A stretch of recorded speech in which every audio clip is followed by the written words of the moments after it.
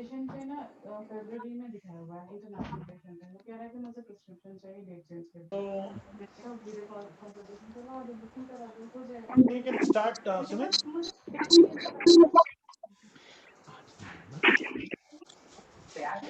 एक घंटा वेट कर लेगा? बोल देती हूँ 1 घंटा हाँ तो वेट ठीक है, वेट करा दो उसको, अभी मैं नहीं करूँगा।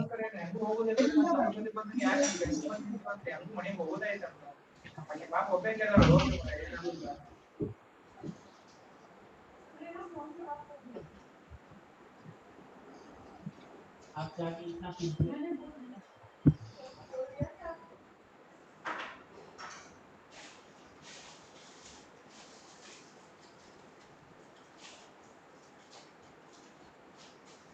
you are comfortable, let me know. Okay, shall we start? If you are okay, I'm fine. Okay, good. So we have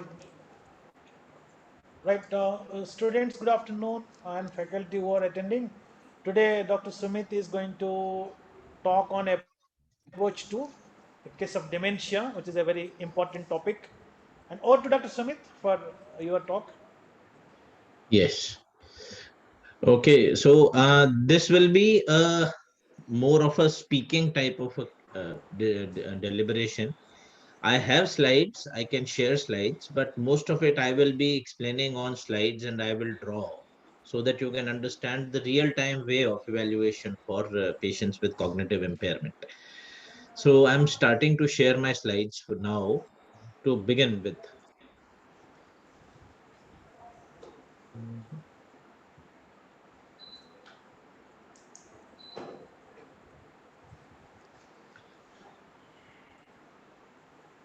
Is it visible?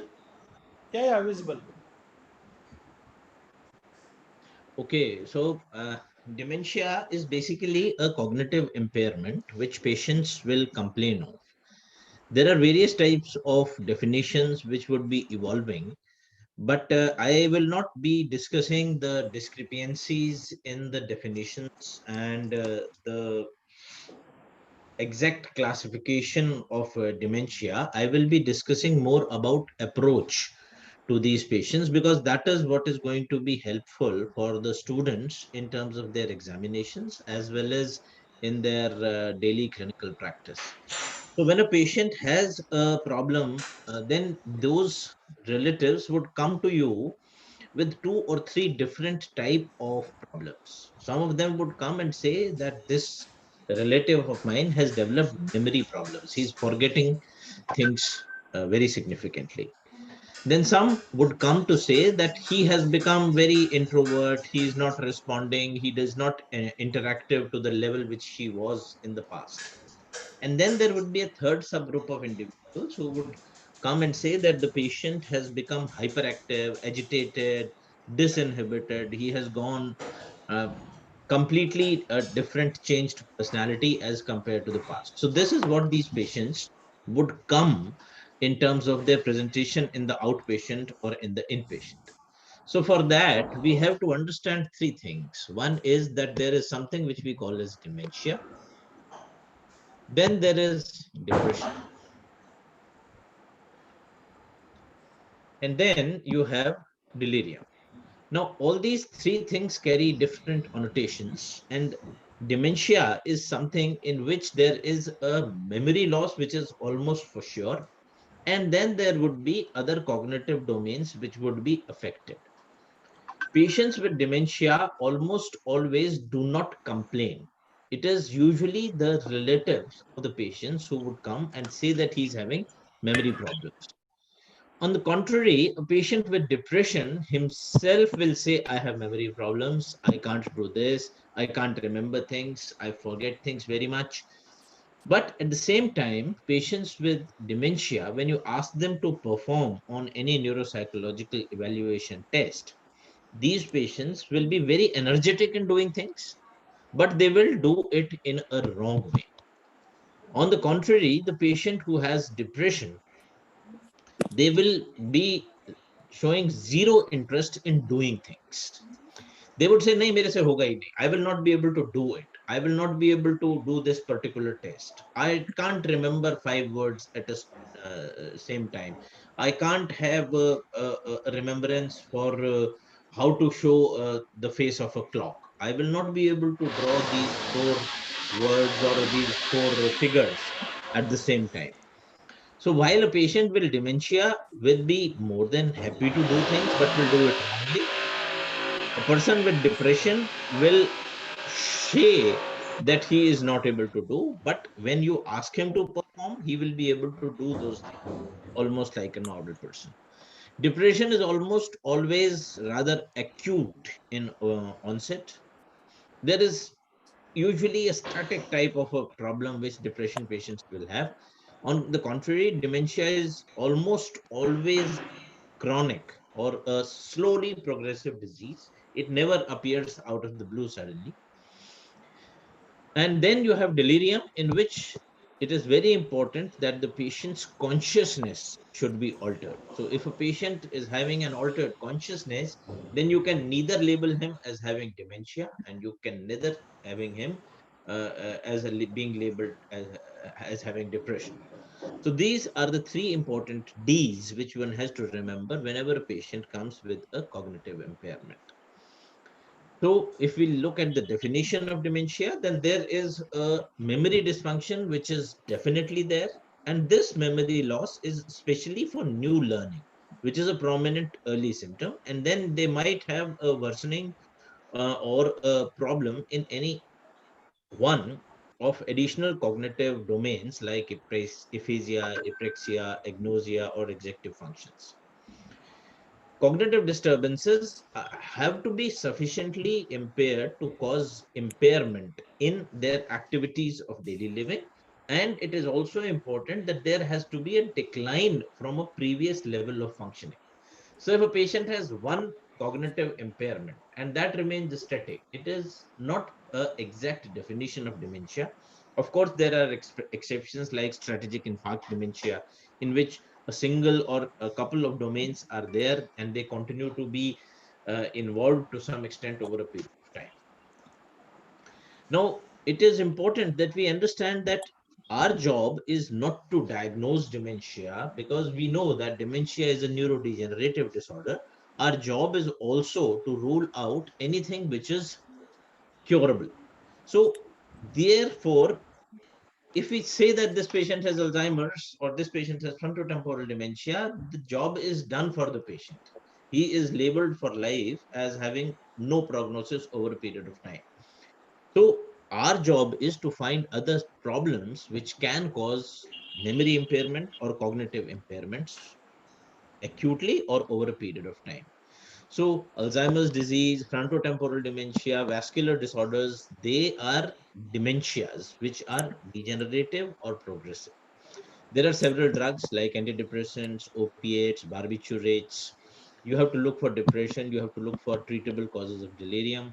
Alcohol, if consumed in excessive amount, can cause cognitive impairment. Then various medical disorders like metabolic encephalopathy, like hepatic encephalopathy or uremic encephalopathy, are very well known to cause cognitive impairment. Then endocrinal abnormalities are very important, particularly thyroid abnormalities. And many times patients with hypothyroidism might only have a significant cognitive impairment. And when you correct that, the patients become completely normal. Of course, the sensations of a patient have to be normal before you label them as having dementia. So if you're not able to see properly, obviously you can't read. If you can't hear, probably you can't answer questions correctly. And obviously, if you can't hear and see, you can't remember what you have not seen or heard.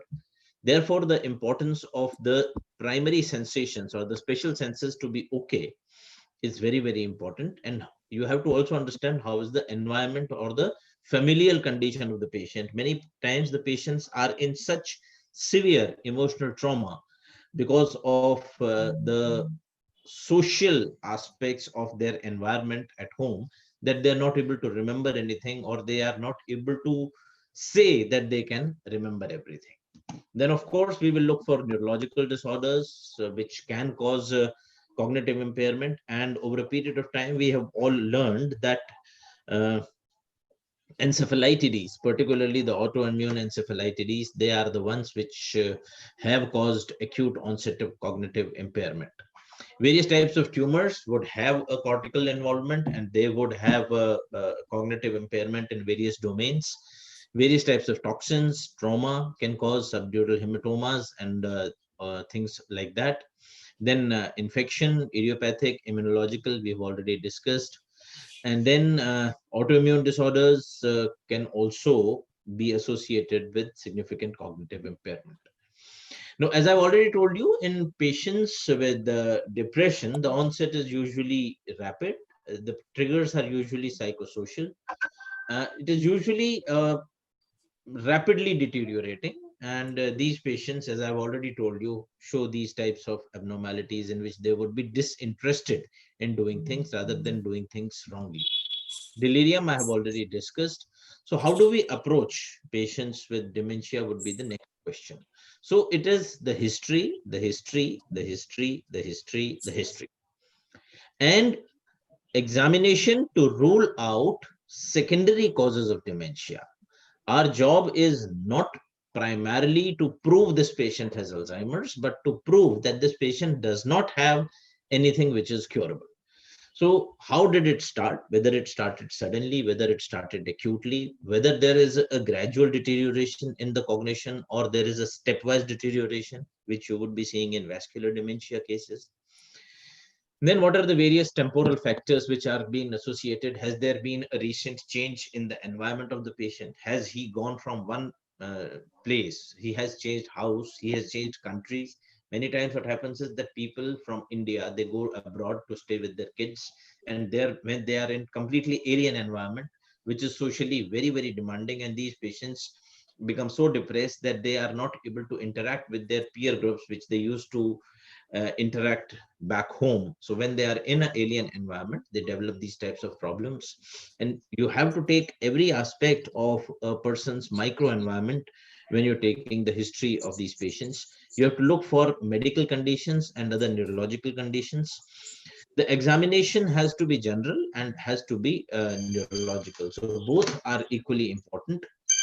And investigations are basically to one, look at other disorders and to exclude them. And then the second set of investigations would be to confirm which type of dementia the patient is suffering from. These patients definitely would be comparing or would be telling about impairment in their recent memory. Now, what happens is that many times the patients would come, doctor, I am not able to remember things. Now, I am also, being a doctor, not able to remember several things. For example, many times it is what we call as a tip of the tongue syndrome, which means that I know that I came from this room to the next room to get something. And when I reach that room, I forget what it was. I go for shopping. My wife gives me a list of 10 things. I go to the market and I come back with only 4. I forget 6. That is not dementia. That is completely acceptable because I have been doing that for last 10 years. Even when I was an MBBS, when I was an MD, I was just like this, that I was not able to remember things from a list. So I would be maybe writing them down and be sure that I remember to bring whatever my wife or my family has told me. On the contrary, if I start doing something which I was be able to do perfectly normal till some time back, and now I'm finding difficulty in doing, that is a definite impairment in the recent memory. For example, my secretary, I forget her name. For example, I forget that I had to come to room number 1092 and I want to uh, start my OPD, and I enter into the electrophysiology lab and saying that I am going to do my OPD here. Suppose I forget my dog's name, whom I love like crazy. Suppose I have to go into the washroom and I go into the kitchen. If I have to go into my neighbor's house and I go into the medical shop, when I go to my park in the evening for a stroll, and when I'm coming back, I forget what is the way which I have to go.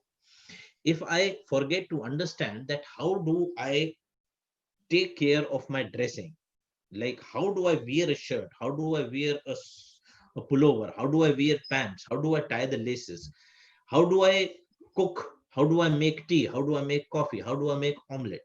So when these things they start to develop having a problem, that is when you should be concerned and say that a patient actually has memory issues. Routine type of things like forgetting keys in the room, forgetting where you've kept your spectacles, forgetting for example where did you keep your mobile, forget to make calls to people, forgetting about important mm, timings, important discussions. That is perfectly normal and everybody has it. So a deterioration from a previous level of functioning is what is important whenever these patients complain of a recent memory impairment. Then they have to discuss about poor judgment, decision making, problem solving, organizational skill. So I might have been a very, very good wedding planner, and then suddenly I don't know what are the things which are required. I know how to organize a conference very, very well. And suddenly, over a period of time, I forget what is the basic requirement, what are the basic needs. So these things which are changing from a previous level are the ones which are important. Then I would have difficulty in learning new tasks, which means that previously I was able to do a particular type of a procedure. For example, in a medical profession, we can say that I was able to learn how to give in a botulinum toxin for lingual dystonia. But now if somebody wants to tell me that I have to learn how to give botox in masseter, I will not be able to learn it. So these impairment in new learnings are important. Then problem in managing day-to-day activities like forgetting how much accounts, how much money is in which account, rough calculation, not up to the penny. Then forgetting whom you have to take money from, whom you have to give money to, how to manage your income tax returns. How do you, sorry, am I audible? Somebody please answer, am I audible? Yes, sir. Okay. Getting lost in familiar areas. So that I've already told you that I go to the park, I forget where, how to return back from my park. Then personality changes, mood changes, or behavioral changes. So a complete change in attitude of a person towards a problem, or a attitude towards a family member, or the attitude towards the spouse. Those are the things which one has to be very careful about. And these are the questions which one has to ask. How did it start? Whether it started acutely, suddenly, or subacutely. A patient who has got a acute infarct will develop multiple lobar abnormalities, but they would be acute and you just cannot call them dementia. If it is subacute, then you would have to think of some neuroinfections or some uh, other vascular changes which are causing the cognitive impairment. And if it is chronic, then the first thing you would think is basically a uh, uh, neurodegenerative disorder. Then we have to see what is the course of the patient, whether it is static or it is progressive, or is there is a stepwise deterioration, which means that a patient has an attack, he improves, then again has an attack, again improves. So if there is this type of a problem, then we usually would be considering vascular causes. Then what is the cultural background, social standing? Now, if I am, let's say, a Christian, and somebody tells me that uh, Bhagwan Shri Krishna does not exist, then it is fine for me. But if I start saying that I am a Christian, but Christ does not exist, that is a change in my normal, usual belief. So people become delusive whenever they have, cognitive impairment, and these delusions are basically described as as a change in the attitude of a person in terms of his normal ways of belief and practice. So that is why the cultural background of a patient is also very important to understand. And one has to understand the social standing of an individual. Then we have to ask for a family history, any familial risk factors, then the triggering or the associated factors like hypertension, diabetes, stroke, any other medical or neurological disorder which are likely to be associated or causing cognitive impairment. and then we do the examination of a person. So a head to toe examination is very important, and many times you will get indication when you do a general examination of a patient more than what you will get when you do a neurological examination. So while a neurological examination or cognitive examination is going to tell us that a patient has, just a second, sir.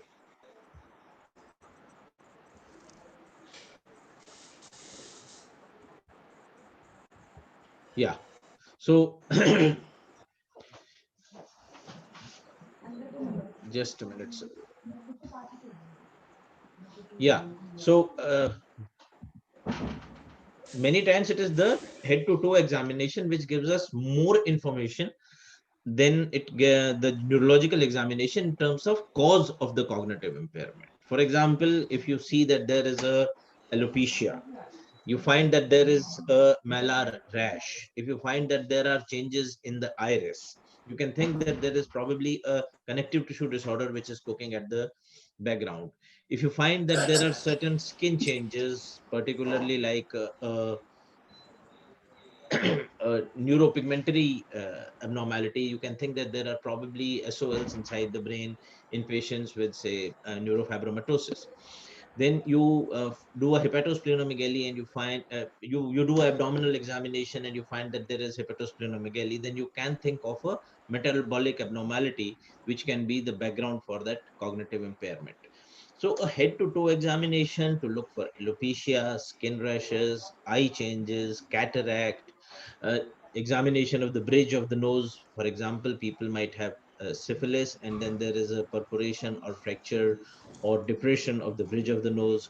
You examination of the teeth, the gums, presence of, say, uh, specific lines on the gums which are seen in arsenic poisoning or lead poisoning where there might be cognitive impairment.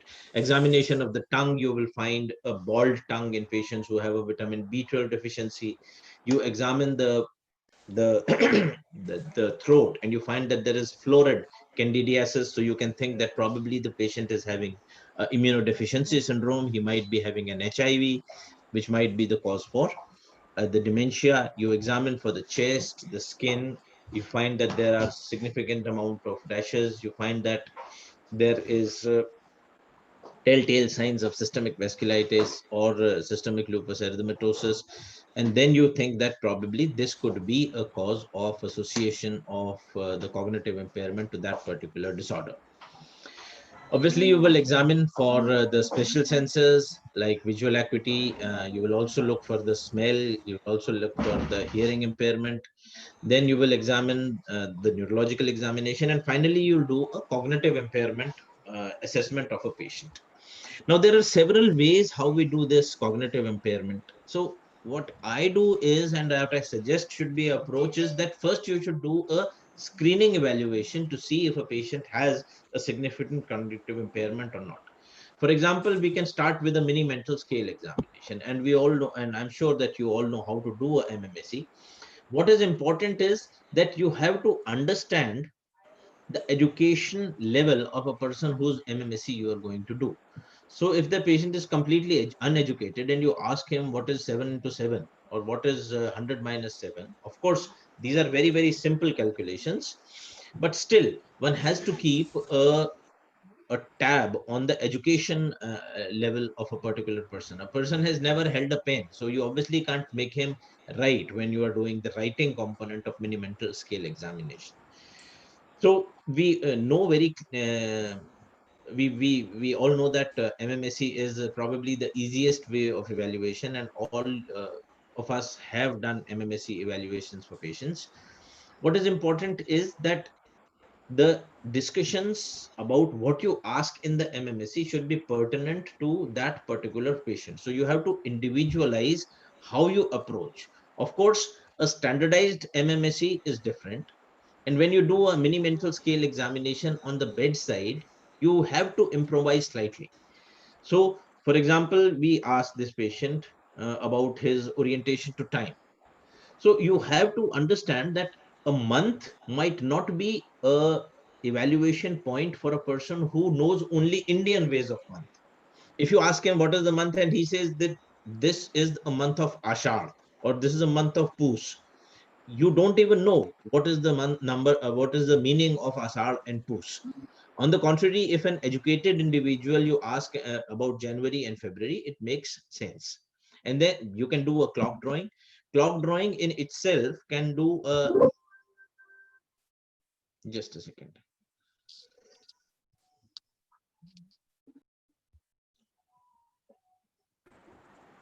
So clock drawing is a fantastic way of evaluating the cognitive impairment of a patient or a cognitive status of a patient. So what is important is you have to ask how to draw the clock.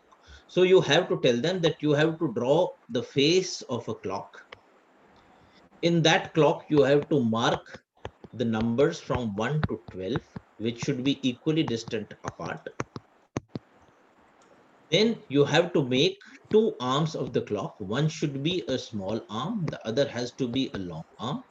And then you have to show a particular time in that clock.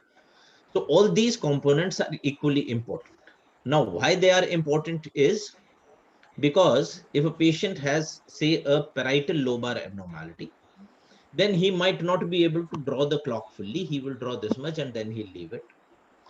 He might have a planning problem or a sequencing problem. So what he will do is that he will draw the clock fully, but he will not place these numbers in their particular format. He might have 3 here, he might have 6 here, he might have 2 here, he might have 1 here. Then all his numbers or all his timings might be clustered on one side of the clock if there is a hemi-neglect. If there is a attention problem, he might not be able to draw the clock at all. If a patient has planning problem, he might not be able to tell you the exact time of, if you say 1:20 or 10:10, then he might not be able to tell us or draw on that particular face of the clock the exact time. So you can see then constructional abilities can be seen with the help of the clock. So you can understand that clock drawing tells us a lot about lot of disorders in terms of the cognitive domains. Then uh, you can ask the patient to do animal naming, dementia rating scores. Now, these are all scores. These are all standardized scores, and they are very, very important in terms of doing a clinical research. But none of us is going to be able to understand and remember the ADA score word by word or verbatim. We might be doing it in a different way, and of course it carries very little importance in terms of a clinical evaluation of a patient. So they are more important in terms of research tools, so that there is a homogenization of collected data and also a tool for seeing the improvement or the deterioration of a person from a pre-existing scale. So they are very good for research purposes. They are very good for maintenance of your data and records. But when you're doing a bedside evaluation, most of these tests are not of very great importance in terms of your diagnostic approaches. So you can do various types of tests, memory evaluation, whether it is a short-term memory, long-term memory, or a remote memory. Then various types of verbal fluency tests, visual-spatial disorientation or dysfunctions, tests for attention, executive functions, abstract thinking, accounting, and accounts for previous dysfunctions. Various types of lab tests might be required over a period of time, and they are basically to look for any other disorders which can cause an cognitive impairment. So electrolytes, liver kidney function test, thyroid test, B12, folate, VDRL and HIV might be needed. Then chest X-ray, urine analysis, the CT scan of or the MRI of the brain. Most people would say that the MRI, thyroid profile, vitamin B12 levels, lipid profile, and electrolytes. So these are the basic tests which have to be done in every single individual who comes to us with the problems of cognitive impairment. And then you would have some specialized tests like SPECT, PET, EEG, P3 potentials, reaction times. Then in specialized condition, you might require a CSF analysis, serum autoimmune encephalitis panel, paraneoplastic panel, which is a evolving thing where cognitive impairment might be seen. You might require a heavy metal screen in a 24-hour urine collection, and the genotyping sometimes might be needed when you have to prove or look at the prognosis of a patient with Alzheimer's disease. Now, when a person comes to us with a cognitive impairment, how do we approach? So that is what we are going to discuss now in the next 15 to 20 minutes. So we have to see whether the patient has a memory problem only, or there is a memory plus problem. So if there is a memory problem, then we usually tend to label these patients as minimal cognitive impairment. And if there are other domains which are affected, then the patient becomes as having probably dementia. Now, if a patient has dementia, then we have to decide whether there is a subcortical involvement or there is a cortical involvement. The subcortical dementias are usually mild to moderate, in contrast to the cortical dementias, which are more severe. We have to look at the speed of deterioration. The speed of cognition is normal in cortical dementias, and the processing of information is slower in subcortical dementia. Frontal memory problems, if any, are helped by giving cues, but this is not present in patients with cortical dementia. They would have domains which are specific to specific lobes. For example, they would have specific domain affections in terms of dysphagia or aphasia, apraxia, and agnosia, whereas the processing of information or the speed of information collection and processing is going to be impaired in subcortical dementia. Patients with subcortical dementia usually have apathy and depression, and which is usually not seen in patients with cortical dementia. Extrapyramidal features are more common. Speech problems are more common in patients with subcortical dementia as compared to cortical dementia. Usually, the pathology is in the basal ganglia region in patients with subcortical dementia, and it is in the cortex in cortical dementia. Now, you should also understand that there is no pure cortical dementia and there is no pure subcortical dementia. Every person who has dementia would have some degree of affection of the fibers, because the subcortical dementias, the fibers come from above. And whereas in patients with cortical dementia, if you have a lobar abnormality, then these fibers are going to go down into the subcortical domain. So it is almost always a mixed bag whenever a patient presents to us. So I think this part I will leave, and we'll go to the evaluation of the various lobes and how we go about it. Now, frontal lobe is the lobe which is the least understood and the most difficult to evaluate in patients with cognitive impairment. And the mini mental scale examination, which is usually used as a screening tool, is not a very good tool to evaluate abnormalities in the frontal lobe.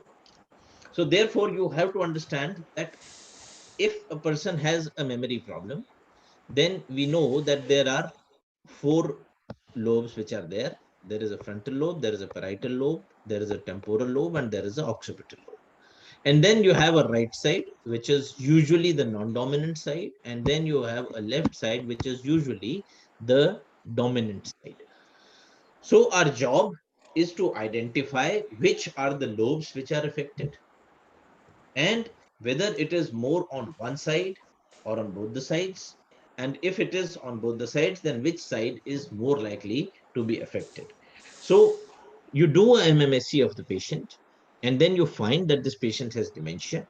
Now your next job will be to decide whether it is a frontotemporal dementia or it is a Alzheimer's dementia, if it is a cortical type of dementia which you are finding. And if it is a subcortical dementia, then obviously it would be associated with some extrapyramidal syndrome. or a vascular dementia where you would have cortical plus subcortical type of abnormalities. So when you find that this patient has a cortical dementia, then your next evaluation is whether it is a frontotemporal or a Alzheimer's type of dementia. And therefore, you have to evaluate all the lobes to find which are the predominant lobes which are affected.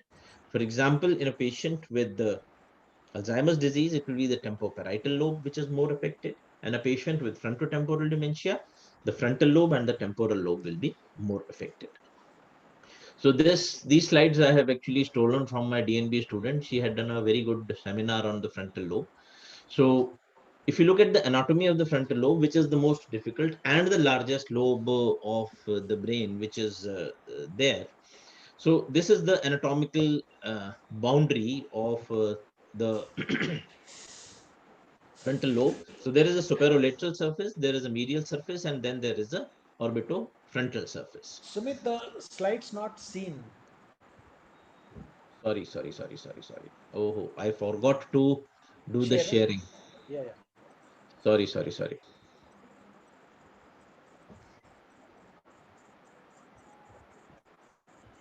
Better now? Not appearing. Yeah, now it's good. Yeah, got it. Right. Okay. So these are the three lobes, the three parts of the frontal lobe: the dorsolateral aspect, the medial aspect, and the inferior orbital aspects.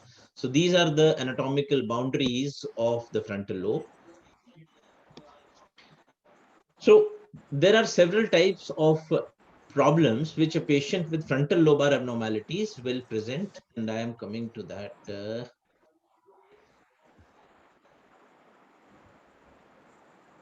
Yeah. So the higher mental functions, which we call as the executive functions or multitasking or speed of processing of information or multiple decision making. So these are all things in the frontal lobe.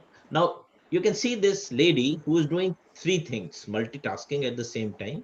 She is cooking, she's listening to a phone and discussing some business problems, and is also taking care of the child. Now she has to do multiple things at the same time. She has to pay attention to getting the meal together. She has to switch her attention between the telephone, the crying baby, and to see that the food doesn't get spoiled. She can't ignore the baby for a long time. She can't let her cry. While listening to the phone, she has to understand how to schedule tomorrow's activities and also see that the cooking is not spoiled at the same time. So this is all done by the frontal lobe, which is why we call it as the higher mental functions. And amongst this, the most important is what we call as the executive functions. And a problem in the executive functions, we'll obviously call it as executive dysfunction. So patients who have executive dysfunction would have inability to organize and plan, inability to initiate, stop, and modify the behavior in response to changing stimuli. They have impairment in problem solving, inability to inhibit the responses, preservation and inability to shift through process, and impairment in their fluency. They also would have memory problems, particularly the working memory. They might have impaired attention and the impaired abstract thinking. So, mm,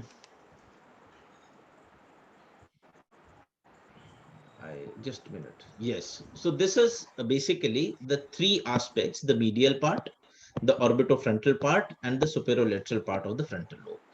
If there is a superolateral part of the frontal lobe which is at fault, then these patients usually have disinterest, decreased emotional reactivity, decreased attention to relevant stimuli. Patients who have a orbitofrontal syndrome would have emotional lability, disinhibition, and distractibility. And patients who have a medial frontal problem would have apathy, decreased drive, decreased awareness, decreased spontaneous movements, and they would eventually land into what we call as a akinetic, ebulic, mutic state. So now we will discuss what are the types of tests which we do for evaluation of the frontal lobe, and then I will basically try to draw it and then tell you how to go about it.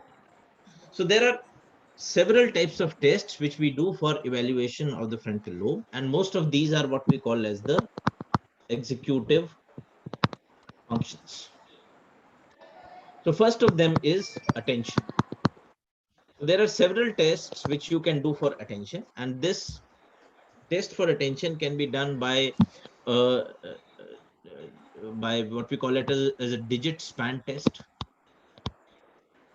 In the digit span test, what we do is that we give these patients a particular number of digits, starting with a lesser number and increasing over a period of time to maximum numbers till the patient starts making problems. And this can be done in a forward digit span and a backward digit span. So a normal person can usually remember about 6 to 7 digits in the forward direction and 5 to 6 digits in the backward direction, and anything below that is considered to be a problem. Then you can do a Stroop test for these patients, and this is how you do a Stroop test. Hmm.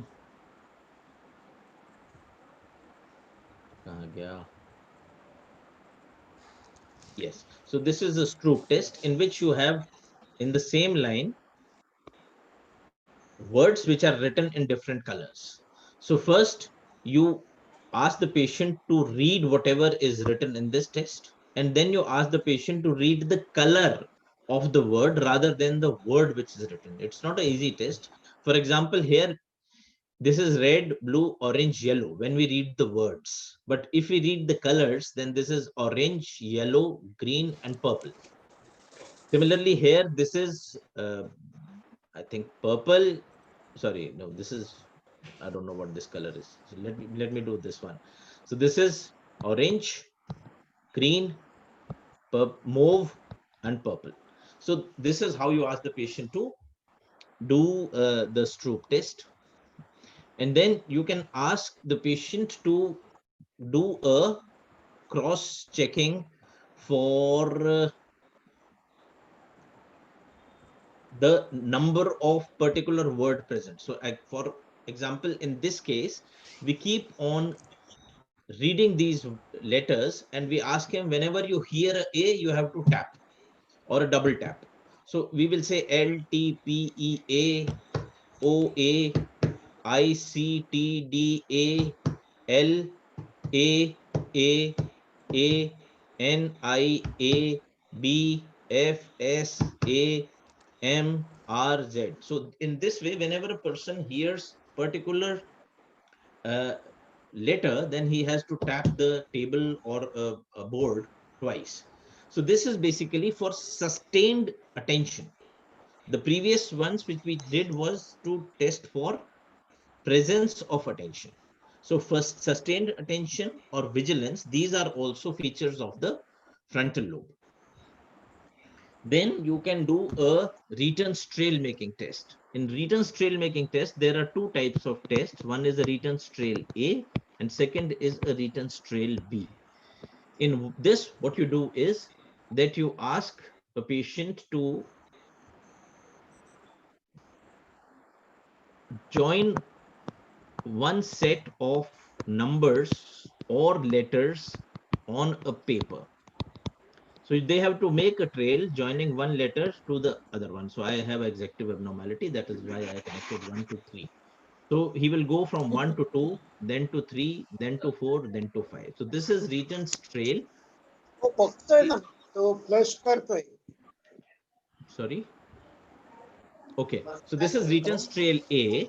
In the Reiten's trail B, what we do is in the Reiten's trail B, we also put letters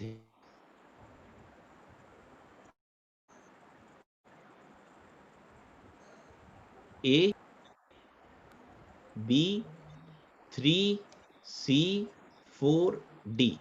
So from we usually put 13 words, sorry, 13 letters and 13 numbers, and we ask the patient to connect from 1A to B till the end of that trail, and we time this test. A normal person would take about 35 to 40 seconds to finish a complete Reiten's trail.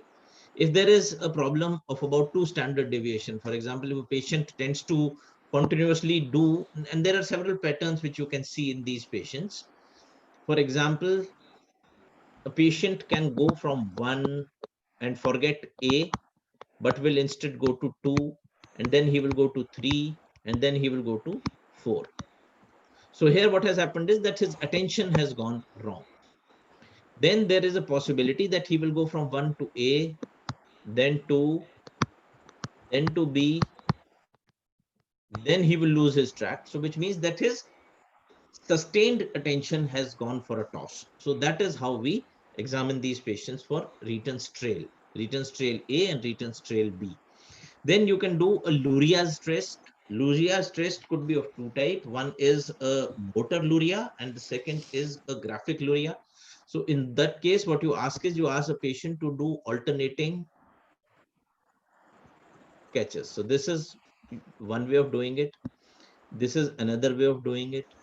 And you can also do a motor Luria in which you can look at me, and this is how you do it. One,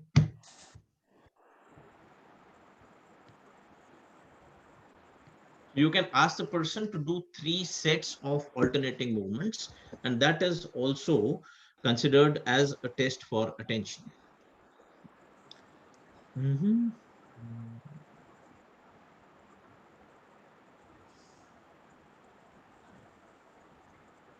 Okay.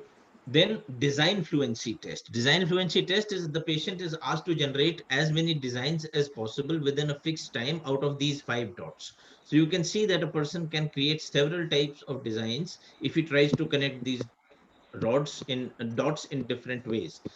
So he has to connect at least 2 dots, and that is how he is going to create these signs. So various types of abnormalities can be seen. So this is a normal type of a response in creating various patterns, and this is an abnormal type of a pattern where you see that this is what we gave him and this is what he has created.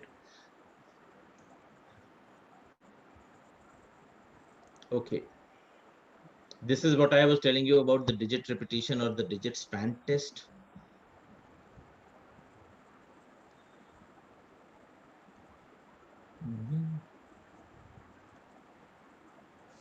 And these are the type of abnormalities which you can actually increase the difficulty level of Luria's test by giving a progressive type of a Luria. The one which I showed you previously was a simple Luria. So here there was a cross followed by a V, then one cross followed by 2 Vs, then one cross followed by 3 Vs.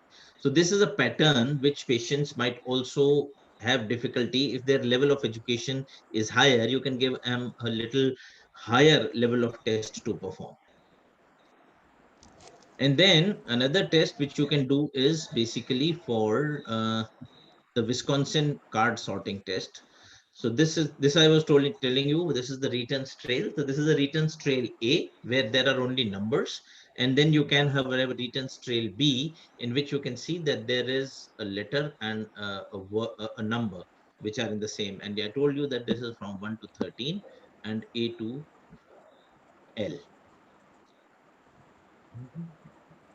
Yeah, so Wisconsin card sorting test is one of the most sophisticated and the most productive type of test which is done. So this cannot be done at bedside. Other tests you can do at bedside. So this is basically that you require these various Wisconsin cards. So there are 128 response cards in which you tell the patient that there are 4 ways by which I am going to sort these cards. I will not tell you the way I'm sorting them, but if you commit the mistake, I will let you know that you have committed a mistake. So for example, you can sort these cards by 4 ways or 3 ways maybe. Sorting by number, where you're putting all the aces, all the kings, all the jacks, all the queens together. Second is that you are sorting them by various shapes, for example, spades, or you are sorting them by color. So what you do is that you keep on putting a particular card according to a particular sequence. And when the patient has understood, then you change the sequence on your own without telling the patient that now I'm sorting this according to this way. And you wait for the patient to understand that you have changed the sequence by this way. And if a person has understood the sequence change and has given you 10 correct responses, then you change the sequence at that particular time. So these are the various tests which you do for frontal lobar evaluation. and the executive functions. Tower of London test, we all know this is one way of evaluating at the motor and the cognitive aspect of executive functions. And then we do a physical examination also. So patients who have frontal lobe abnormalities will also develop release signs like the grasp reflex, the sucking reflex, the groping reflex, the snout, the palmomental, and the glabular tap. So what you do is that you test, you must all be knowing how to do these tests, and they are basically indicative of frontal lobar abnormalities. Normal person will not have these reflex because the frontal lobe is inhibiting those responses. But any person who has a abnormality in the frontal lobe, these reflexes will be released from the control of the frontal lobe. So this is how you can actually have this presentation from me at a later date, and you can actually go through it. It's a very nice presentation. So there are various batteries for evaluation of the frontal lobe, and I'm not going to go into these details. So this was for the evaluation of the frontal lobe. Then how do you look for the memory problems? So memory, there are several ways of evaluating memories. One would be the immediate memory, which is actually nothing but attention. So we already know how we have tested for attention. Then we have a recent memory in which you give them something to remember and then they recall it. Or what did you have in breakfast today? What did you have in lunch today? What did you have for dinner yesterday? And where do you stay? What are your addresses? What, give me the name of four of your closest relatives. What was the news in the newspaper today? What was the news in the television yesterday?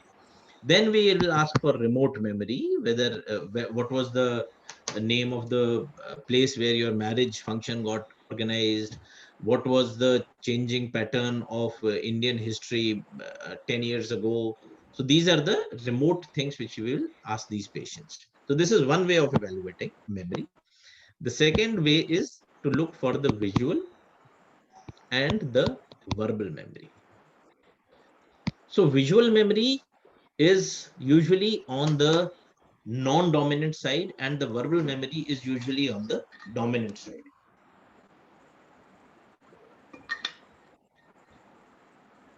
The memory is usually basically considered as a main product of the temporal lobe. However, the attention, the immediate memory is also taken to be a part of the frontal lobe. So for evaluation of the visual memory, where there are several types of tests, we can do a Benton's visual retention test, which we call as a BVRT. We can do a Ray's posterior figure. You can do a form sequence learning test, which we call as a FSLT. So how we do it is I'm going to show you very shortly. So what you do in Benton's visual retention test is that you show them this diagram in which there is a small figure on one side and two figures apart from this. And you ask the patient to first copy it so that we can understand that he has understood what is there. Second, you ask them to see it, then you close it and you ask the patient to draw it without seeing it. And then you don't show him and you ask him to make a recall after 30 minutes. So these are the three ways of doing the Benton visual retention test. So he has to make three figures. All of them have to be in the same type, but not necessarily in the same disposition.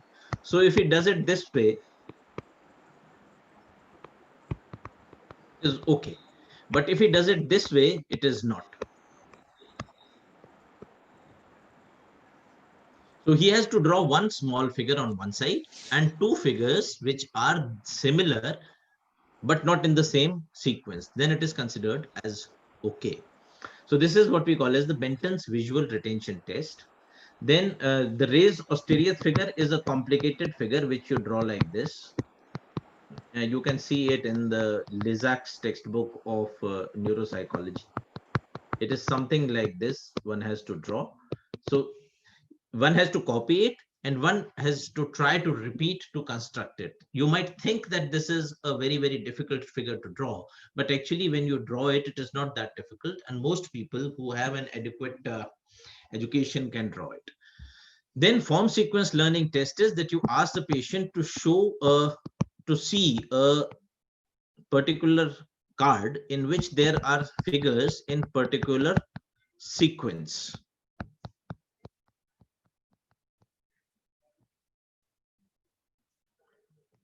And then you show them a response chart in which there is one figure which is missing. And you ask them what will be here. So this is the type of evaluation you can do for visual memory. For evaluation of the verbal memory, we call as Benson's word repetition test.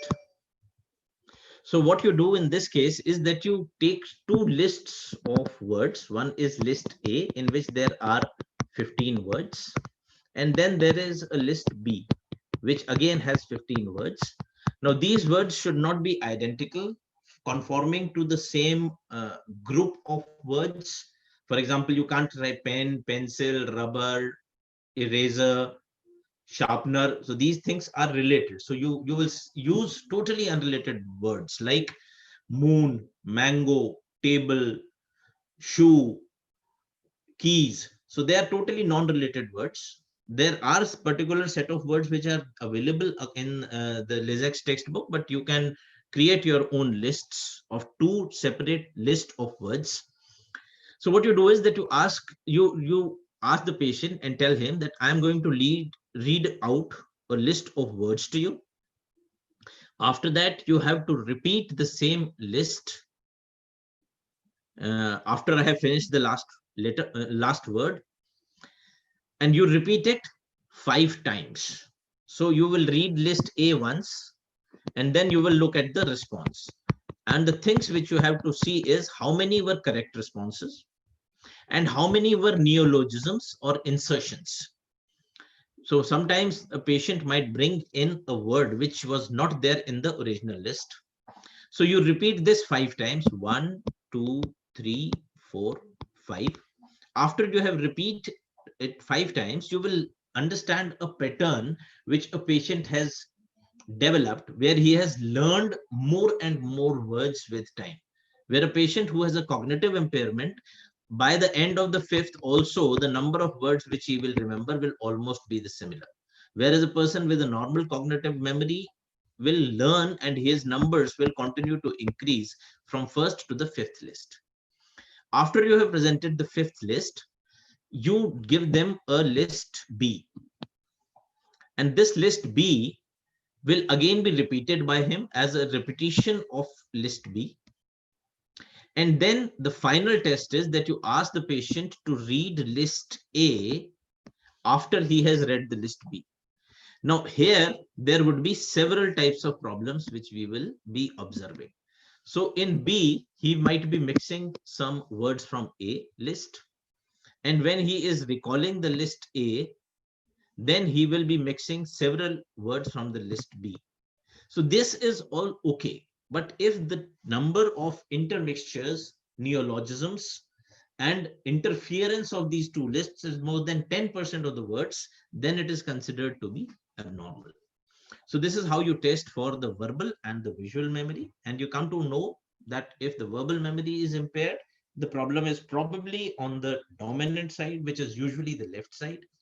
And if it is a visual memory which is impaired, then the problem is more likely to be on the non-dominant side.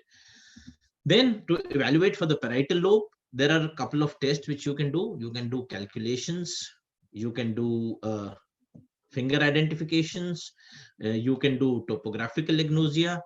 So you can do a topography testing. So for example, you can show the patients your hand and you ask him to identify your fingers. Then you can ask the patient to show his hands and identify his fingers. So if a patient has abnormal in abnormality in identifying various names of the fingers and toes, then it we call as finger agnosia. Dr. Gorthi, can we continue for 10 minutes more? The time is 3:30.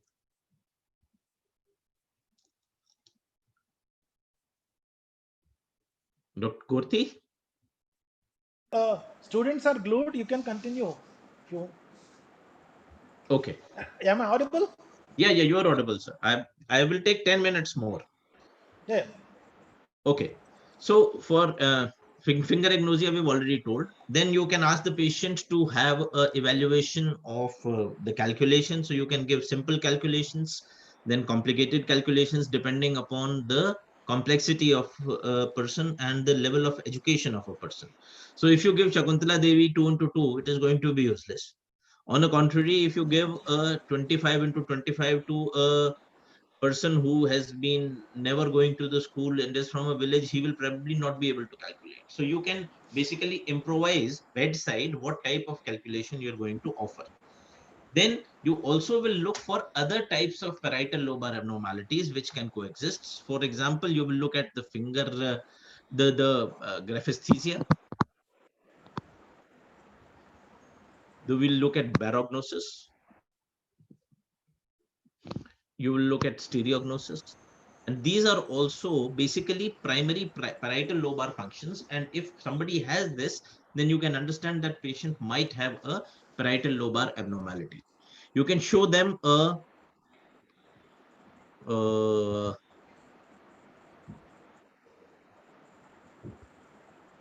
map of your country and you can ask, where is Delhi?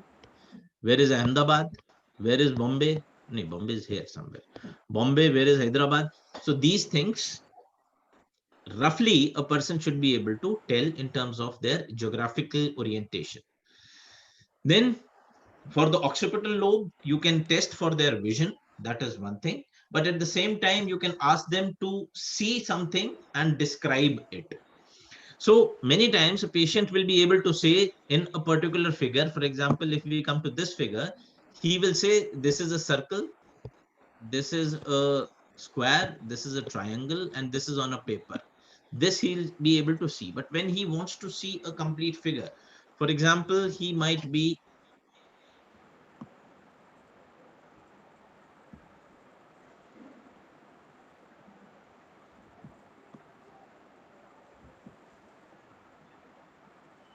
when you show him say scenery, then he will be able to identify that this is a tree. He will be able to identify that this is a waterfall. He'll be able to identify that this is a mountain. But when you ask him what is this entire concept, he's not able to tell it.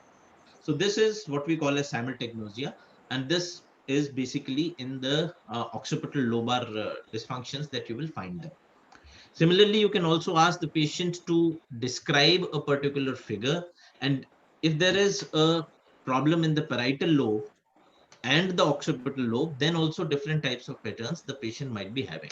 For example, if a patient is having a parietal lobar abnormality, he might not be able to identify and describe one side of the figure. He will be only focusing on one side. If a patient has an occipital lobar abnormality, he might not be able to identify things. He might not be able to sum up the entire picture. He might not be able to understand what is the meaning which is being offered by this particular picture, or he might completely be blind and he might still describe something which is called as a denial of blindness. For example, some patients with balance syndrome would have a denial of blindness, so they are cortically blind, but they still would say and they give vivid descriptions of their situations. So this evaluation of various types of lobes you can do on a formal battery evaluation, but which is not going to be available when you are doing a bedside evaluation of a patient with cognitive impairment during your examinations. So you have to design your own battery. So what I did, and I discussed it with the Dr. Gorthi also, we had made this particular type of a format, is that first you do a mini mental scale evaluation of these patients so that you find whether there is dementia or there is not, or dementia is not there.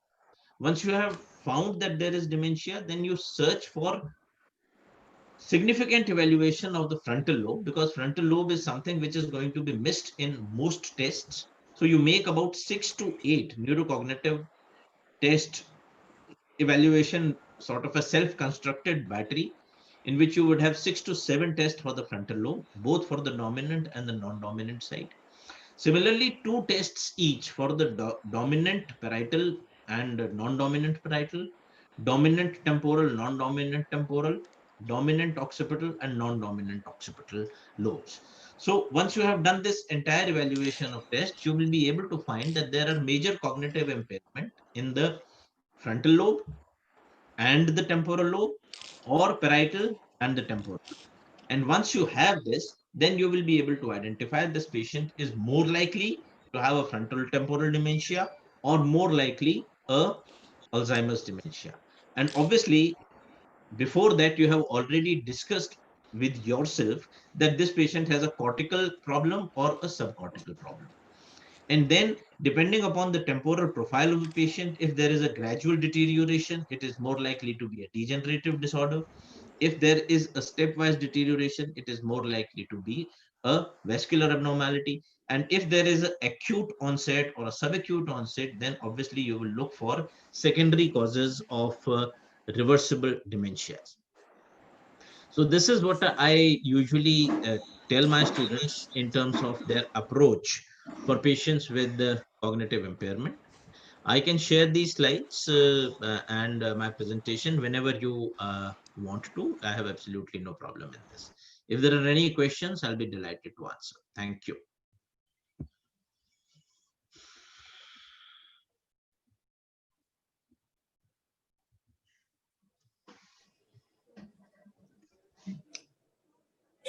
A frontal lobe stressed on that, which is very important.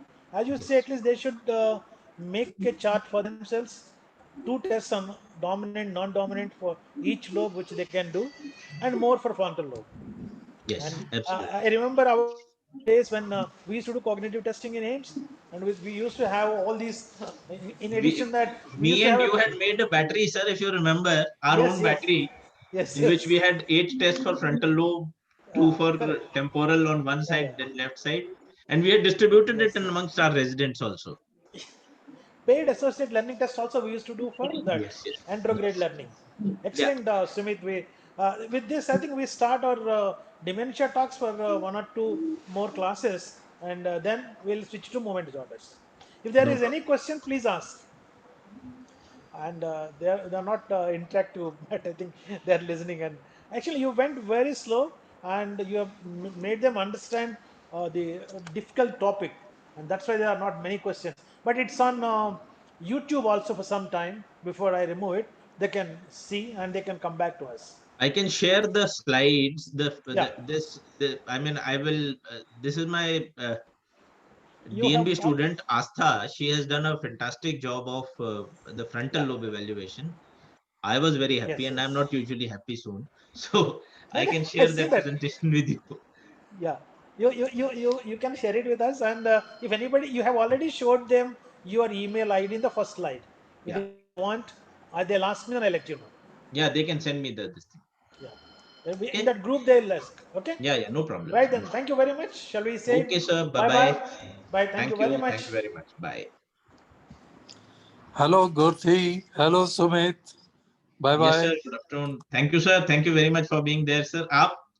Hi Your sir. energy is amazing, I Hi must sir. say. Then, अरे मुझे Amazing. बहुत अच्छा लगता है. I Thank you, am sir. enjoying all your talks. Thank you, sir. Thank you, sir. I am Sumit enjoying. has made it very simple, sir. Really. Yeah, Thank yeah. you very much for attending. Okay.